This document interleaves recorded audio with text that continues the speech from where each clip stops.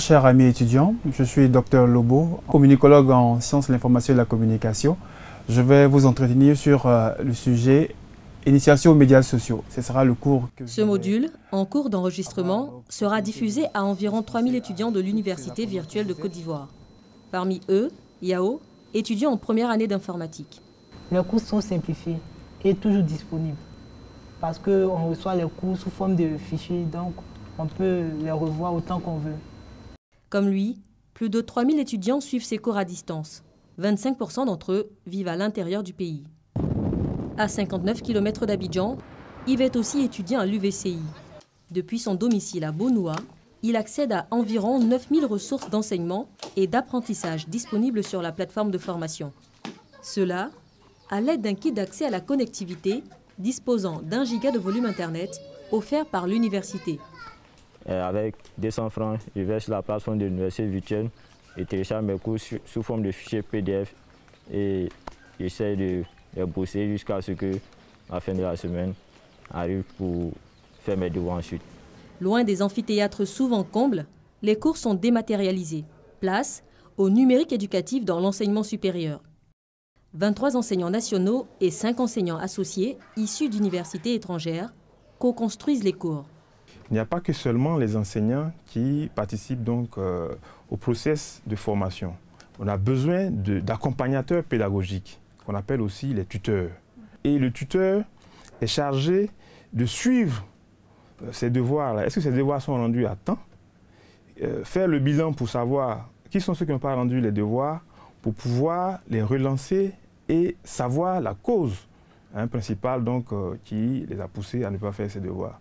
En plus des devoirs en ligne chaque semaine, les étudiants se rendent à l'université 2 fois par an pour une évaluation présentielle. Cette dernière compte pour 70% dans la note finale. Les devoirs à distance, c'est pour Yves, du côté de Bonoua, un véritable problème. Quand je suis sur la plateforme pour faire mes devoirs, la connexion se coupe et je n'arrive pas à terminer les devoirs. Je suis obligé de sortir, aller au cyber, de connecter et puis bon, terminer les devoirs ensuite. Une connexion au cybercafé qui lui revient 200 francs l'heure. Une modique somme qu'il demande à sa mère 1 à 2 fois par semaine. Bonjour Yves. Donc, essayez pas avoir 200 francs, aller au cyber, télécharger. D'accord. Pour cette maman commerçante, la balance coût du transport et coût de connexion Internet est vite faite. Et le gain fort apprécié. Même si, au départ, les appréhensions étaient nombreuses. Les gens nous ont dit non, qu'il ne va pas avoir quelqu'un pour l'expliquer. On balance les cours comme ça et puis c'est pas réel. Quand j'ai su qu'il peut rester ici et suivre son cours, j'ai été soulagée parce que le transport coûte cher, 2500 par jour et l'Internet 500 francs. Je trouve que c'est bon. Au cybercafé, Yves retrouve Guy, un autre étudiant de l'université virtuelle. Au-delà des avantages économiques, certaines préoccupations plus pédagogiques demeurent pour lui. C'est vrai que nous recevons le cours en ligne, mais pour les travaux dirigés, nous avons besoin d'être en présentiel afin de mieux comprendre les cours. Yao, Yves et Guy font partie de la première promotion de ce campus numérique créé il y a moins d'1 an. 4 filières en informatique pour le moment. À la clé, une licence, une maîtrise ou un doctorat, de quoi rassurer un recruteur en informatique.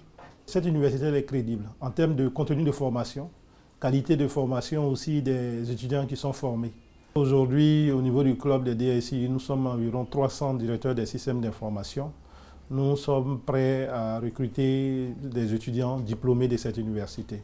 Moins sensible aux perturbations académiques, le campus numérique est une solution complémentaire pour le ministère de l'Enseignement supérieur. Il augmente la capacité d'accueil de l'enseignement universitaire, mais il s'avère déjà nécessaire de le rendre accessible à davantage d'étudiants en y intégrant d'autres filières de formation.